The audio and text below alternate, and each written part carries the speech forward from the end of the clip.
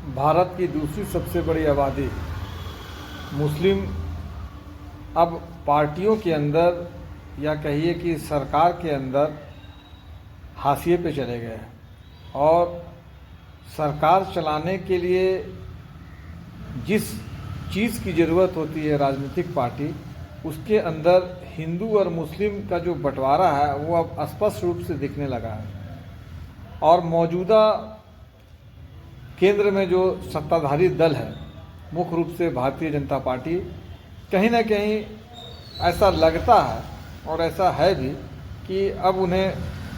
मुसलमानों की वोट की ज़रूरत नहीं है और वो अपने आप को सहज महसूस करते हैं कि उन्हें मुसलमान वोट ना दें। आप पूरे देश के अंदर देखिएगा, अगर राज्यों की बात करिएगा तो वहाँ पर भी ये आपको स्पष्ट नज़र आता है। एक जो मुस्लिम बहुल स्टेट है जम्मू कश्मीर, जो अभी स्टेट नहीं है, वहाँ की बात छोड़ दी जाए, फिर आप अगर केरल की बात करिएगा तो वहाँ पे उसको छोड़ दिया जाए, तो जो उसके बाद जो सबसे बड़ी आबादी मुसलमानों की है, चाहे वो आसाम हो, चाहे वो पश्चिम बंगाल हो, चाहे वो महाराष्ट्र हो, चाहे वो बिहार हो, वहाँ पे राजनीतिक स्थिति बदल चुकी है और मुसलमान जो है अब वो सत्ता के केंद्र में नहीं है। ये अपने आप में बहुत ही